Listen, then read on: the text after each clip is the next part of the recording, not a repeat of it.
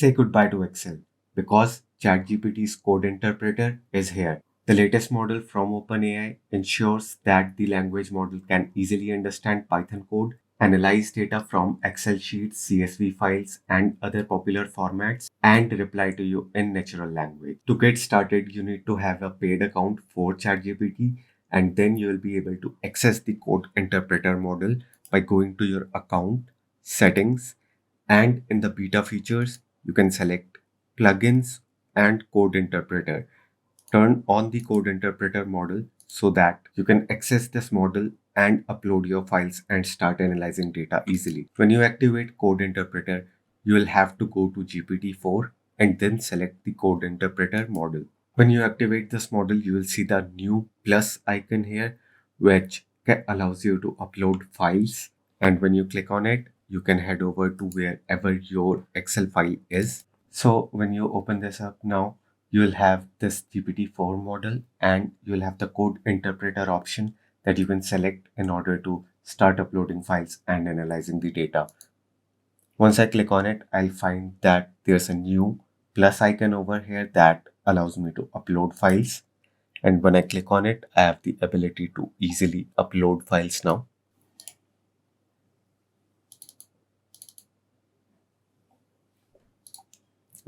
So in the Excel file that I'm uploading, uh, there are various spreadsheets, and each of them contains data specific to that spreadsheet. And the data also works across spreadsheets because the balance sheet and profit and loss statement are very much related. Then you have the trial balance, which is used to create these financial statements. So we'll be able to see how it can analyze data from a single spreadsheet and also from multiple spreadsheets for which you practically would use various for which you will practically would use various other tools such as Visual Basic, and then you'll use maybe Office scripts and other very complex things in Excel, especially Power Pivot and Power Query. And you don't have to learn all of that if Code Interpreter actually succeeds here in analyzing all of this data for you. Now it has uploaded the data and I'm going to ask it to analyze the data for me. But first it has to clean up the data.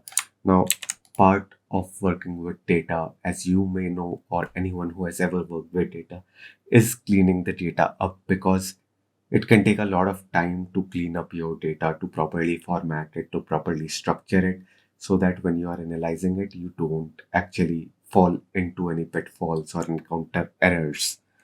So I'm going to ask it to format the data and then show it to me in a workbook in the form of a table using markdown syntax, which actually allows the program to show me the table format.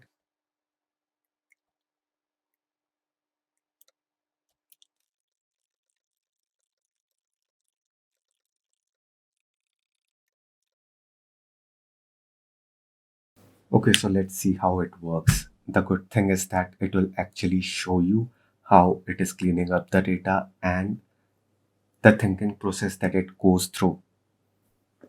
Okay, so it has accessed the spreadsheet program and it has listed all of the spreadsheets that are in the workbook. So that's the first step, and it has done it successfully. And it is giving us its own thinking process. Okay, now it is giving us the data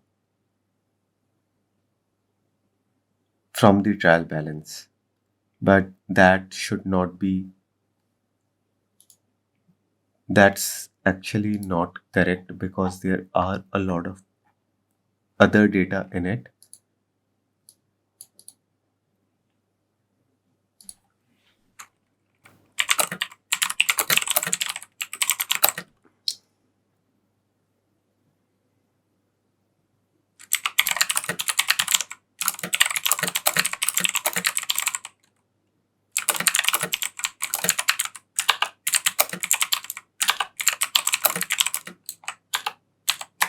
Okay, now I specify that it has not given me the entire data set. So it will again go through it and again format the data and use the and replace the nan values with a 0. As you can see, it has started formatting the data, and I'll go and look at the data, and I can see that the values actually match. So that's a good start.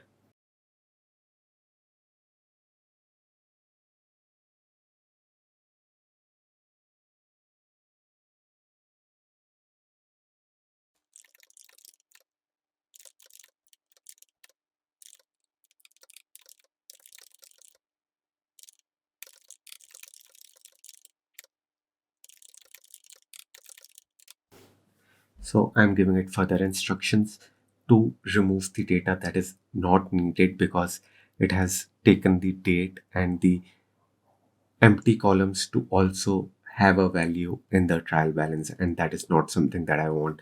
And this clearly shows that simply I want. So it clearly shows that it can get things wrong, and I'll have to again and again ask it to clear up the data and format it properly. So it is not something that you can, trust blindly, because these models are prone to something called hallucinations. So they invent the data automatically, they can conjure up new facts, and that really makes it very important for you as a user to verify the data again and again. Okay, so we now have the data properly formatted, and I'm going to ask it to create a profit and loss statement and a balance sheet on the basis of this trial balance.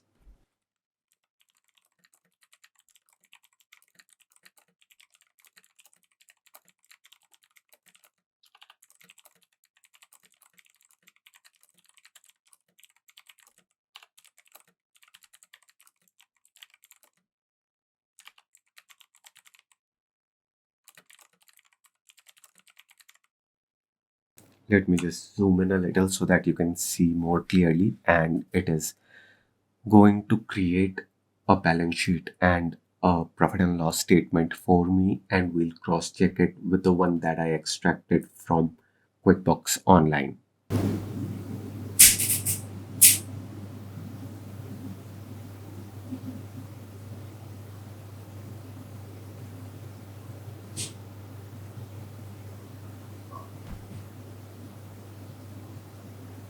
Okay, so it thinks that it has not actually identified all of the topics properly and categorized them. So it is very important for it to categorize the transactions so that it knows in which uh, what accounts belong together, what accounts are expense accounts, what are income accounts, and then it'll again categorize them and start creating the financial reports for us. Okay, so it is still working. I'm going to see if the profit and loss statement, if the balance sheet is actually correct or not. And I'll open the balance sheet up in the Excel file. And here I'm going to match it so that I can easily see if it is correct or not. Okay, so I guess it has failed in a big way here, because cost of goods sold definitely does not belong in the balance sheet. It is a profit and loss. It is an income statement account, it is a temporary account, and its balance has to be transferred to the retained earnings account or to the owner's equity account before the end of the year. So again, as you can see, we have to format the data, we have to give it very clear instructions.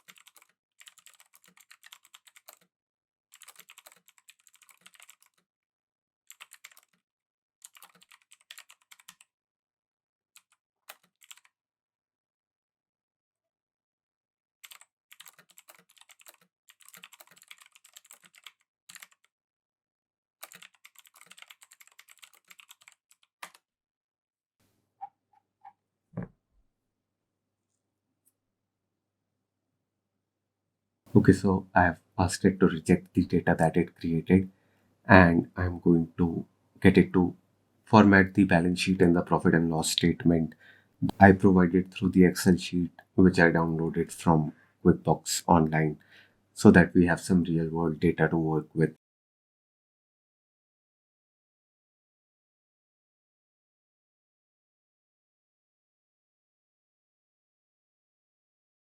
Okay, it is giving us all of the values.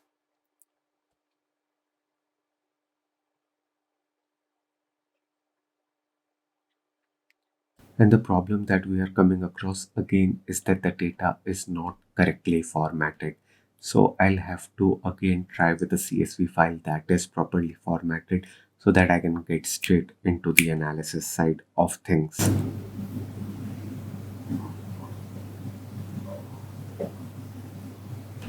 And to be fair, this whole file that I extracted from QuickBooks Online is a complete mess. There are indentations, there are, okay, so we have the balance sheet and the profit and loss statement. Okay, now I'm going to start asking it questions so that I can analyze the data.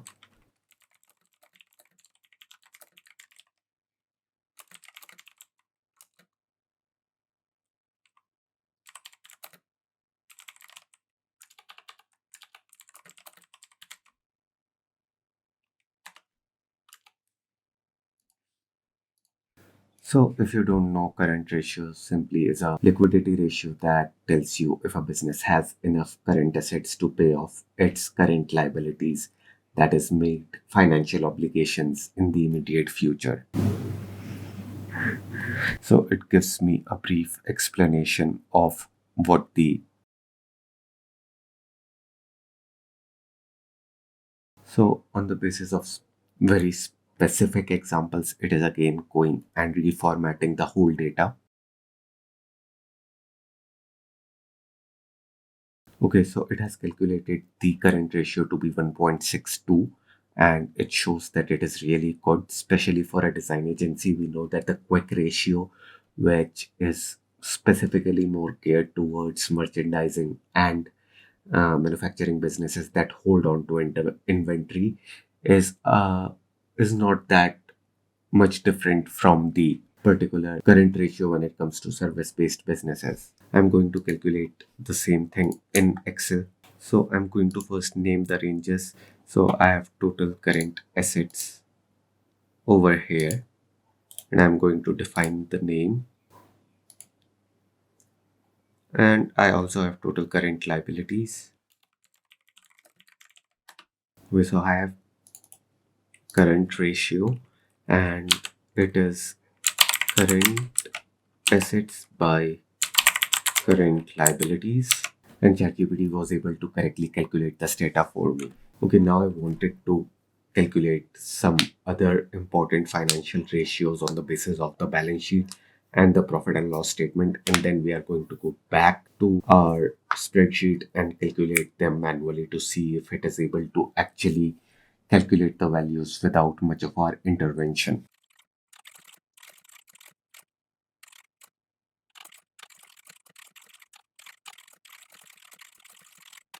Okay, so I'm getting two other financial ratios from the balance sheet, and it is going to first tell us what these are, why they are used, and what is their relevance, how to calculate them, and then it is going to work with the data in order to calculate the whole amount.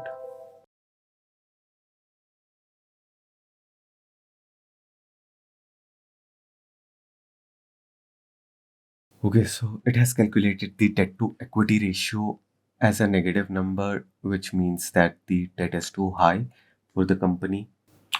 Okay, so I'm going to verify this data using the Excel spreadsheet, and I'll calculate the debt to asset manually.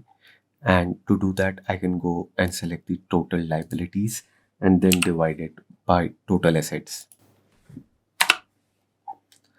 And the debt to asset is 1.32 and debt to equity is. Okay, so we have total debt to asset ratio as 1.33. So it has rounded it up. And for gross profit ratio, we'll calculate it later, but debt to equity ratio isn't correct.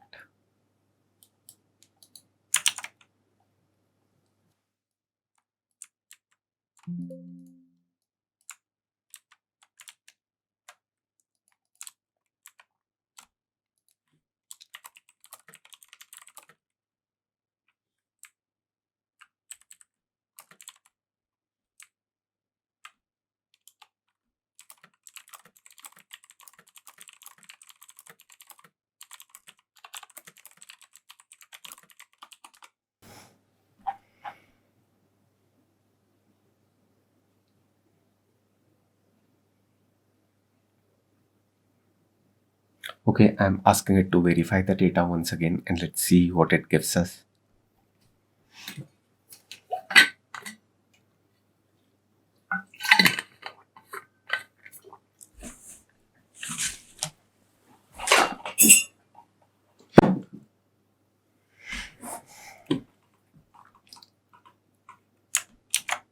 Okay, so I am getting it wrong.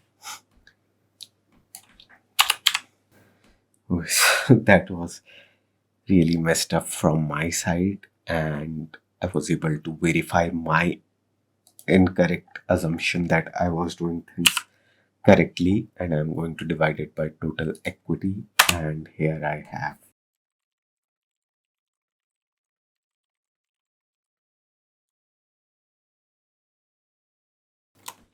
Okay, so it is right, but now I'm going to check other things such as the operating profit ratio, the gross profit ratio, and the net profit ratio. And for that, I'm going to head back to Excel and open the profit and loss statement. And here I'm going to name the total income as, and I'm going to give it a name so that I can use it again and again. Then I have the operating profit, the gross profit, and where do I have the gross profit? So I'll name this as well. Then I have the operating profit, and finally the net profit.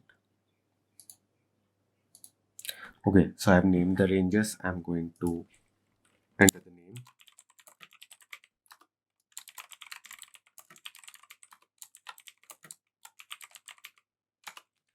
And these are all ratios.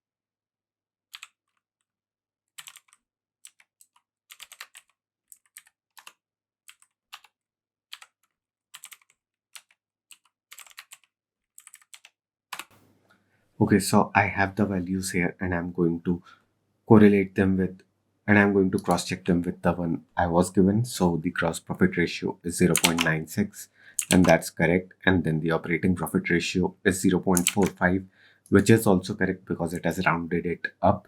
And the net profit ratio is 0.16 and that too is correct. So it can perform calculations correctly and very appropriately, very quickly. So it makes financial data analysis a lot easier for people like me and you.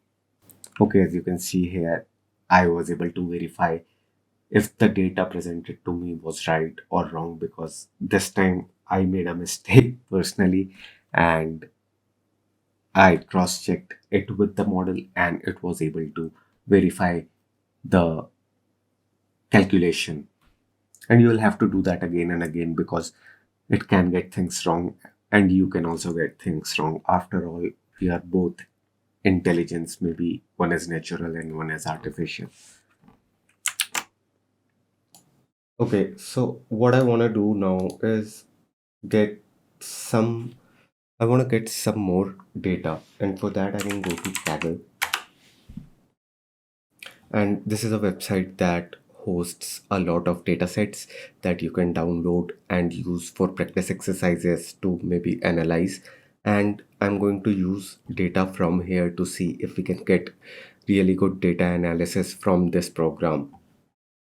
Okay, so let's just search for a CSV and not on the basis of hotness, but on most votes.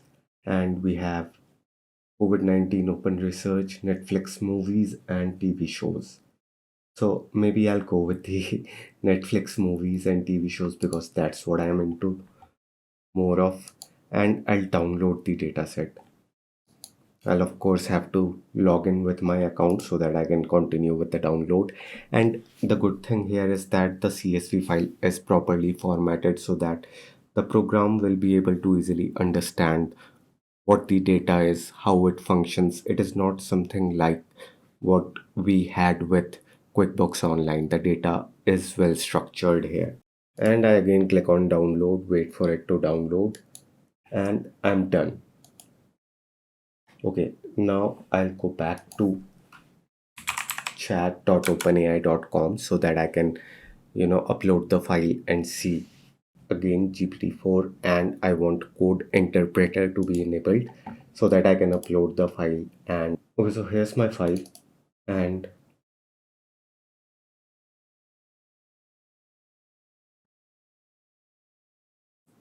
okay, so it is giving me the column names for each of the headers, and that way I'll be able to quickly know about the directors, the movies that they have made for Netflix, and the countries that have been targeted. So I have all of these things here. So we know the structure of the data and we are ready to proceed.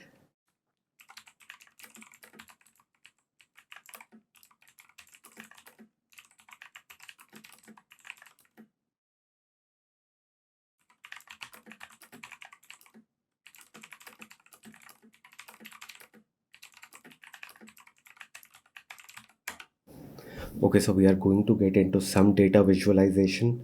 And so the so from our last chat we know that it wasn't installing matplotlib, and now it says that it has it installed, so there is a lack of consistency, of course. And I'll go ahead and I'll say,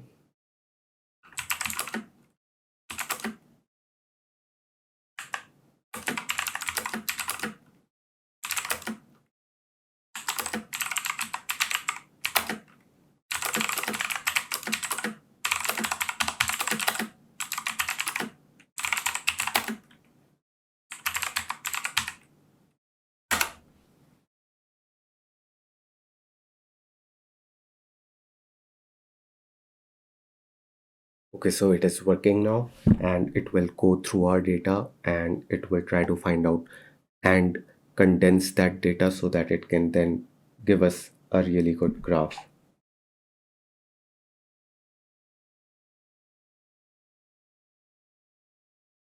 So this is a really nice graph. It has the appropriate x and y axes, and it defines the names of each of the characters and also color codes them so that they are different, and the chart looks really good. Movies here, and I'll go again with code interpreter. I'll download a new dataset from Kaggle, and this time not Netflix movies and TV shows, because I can clearly see that the model is not that comfortable with creating data and analyzing it for this type of thing. Okay, I want CSV files, so I'll filter them out and I'll sort it on the basis of most votes so that I can easily find the best data sets that we can use for now. Okay, so I'll go with Goodreads and I'll try to find out what kind of data I can get here. And I have the book ID, the title of the book, the author, the average rating, the number of the book, the ISBN number, that is a unique identifier. Then we have the rating count, and this looks like a really good data to analyze. I'll download this data, I'll save it, and I'll also first unzip it, extract all, and I have the data. Now I'll go back to ChatGPT and I'm going to click on the plus icon over here to add my file. In books, I'll select the CSV file.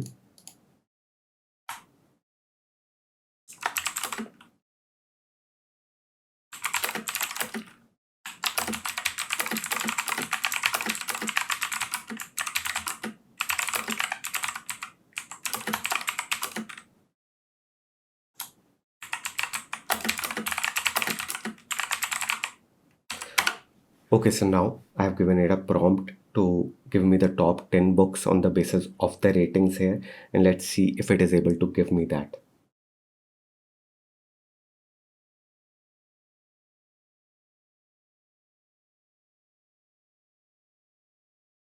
And the thing here is that I haven't asked it to rate on the basis of number of votes that it has gotten. So these are some of the books that may have less number of ratings, but they may have good ratings, like maybe only a single person voted and gave it a rating of 5, and that would again become a top 10 book in terms of rating.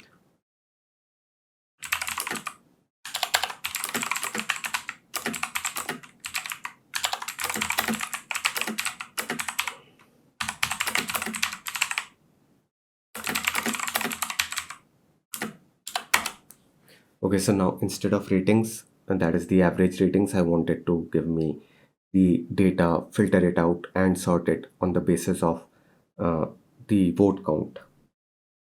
Okay, so now we are getting some titles that uh, we are very familiar with, especially Twilight, The Hobbit, Angels and Demons, The Catcher in the Rye. So now we can see that we also need to ask it the right questions to find out the most popular books. Maybe we have to see which factor that we have to use to filter and sort the data.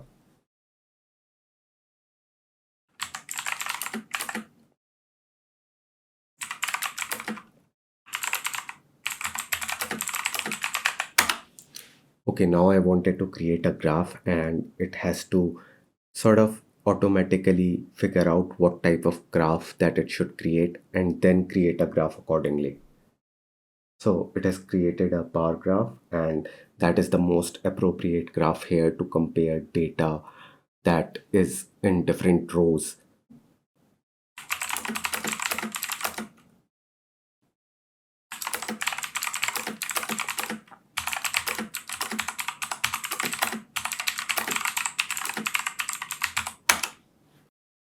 Okay, now I want the top 10 authors on the basis of the number of books that they have written, and it is giving me that data.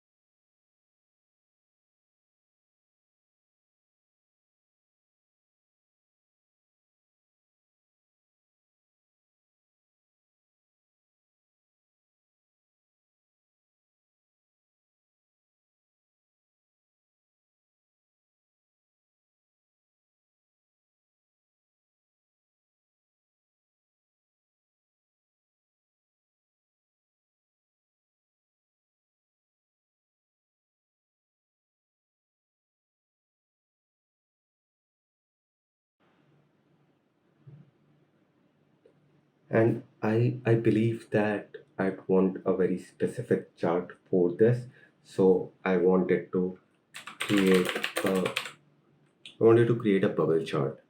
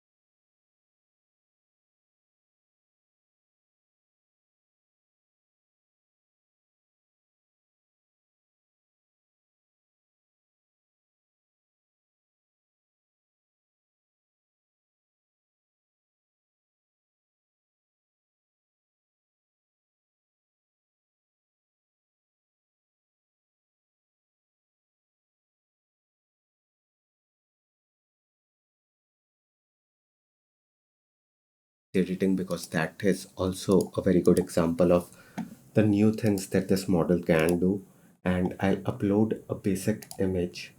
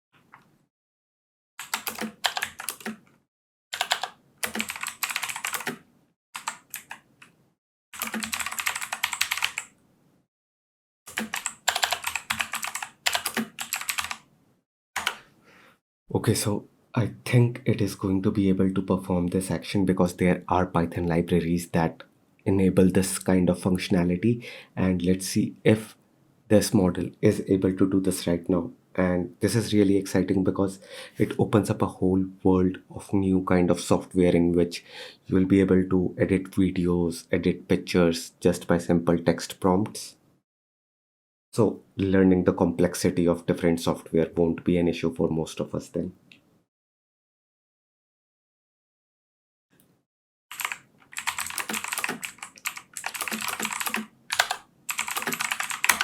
Okay, so I'm going to have it reduce the size of the image and let's see if it can function with it properly, because right now it gave an error that it is out of memory. So how it works is that this whole operation works in a sandboxed environment. Think of it like a smaller computer inside a larger computer, and the amount of resources are very constrained in that smaller environment. So maybe that is why it does not have enough memory to perform the action.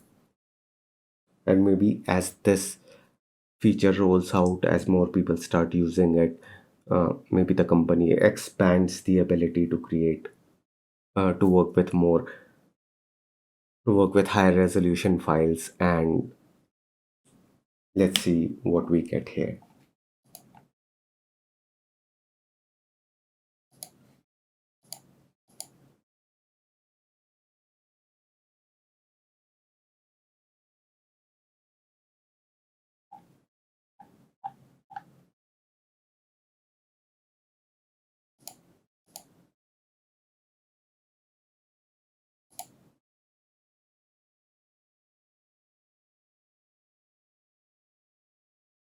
Okay, so this is exciting. If this is really animated, then this will just blow my mind right now. And the file size is quite large because it is 82.8 MB. So I guess even so, before maybe it reduced the size, maybe it reached over 100 MB or maybe even more. And I launch it, and I mean, this just blows my mind. Like, it is really animated the whole image. It is a very slow zoom effect that is really kind of good in this way. And I'm also going to use another function on it, which is to apply filters to the image. So right now we have seen that it can animate images, it can resize images, but what about simply applying basic filters? A lot of us do that in various software such as Photoshop, or we use Canva or other online platforms. But let's say,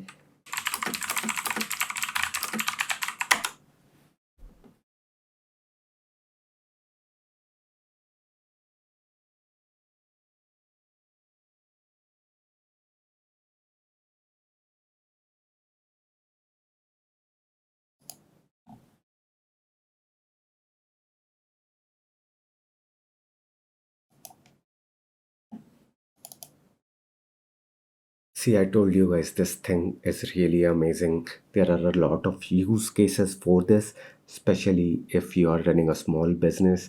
You have to start using this tool in order to maximize your gains, in order to analyze your marketing data, your finance data, and to maybe even work with images and sort of explore what other use cases you can come up with. And if you have tried it out, let me know your experience in the comments down below, and maybe we can have a great discussion about it, and maybe other users can learn something new from it. And if you like this video, then subscribe to for more awesome content.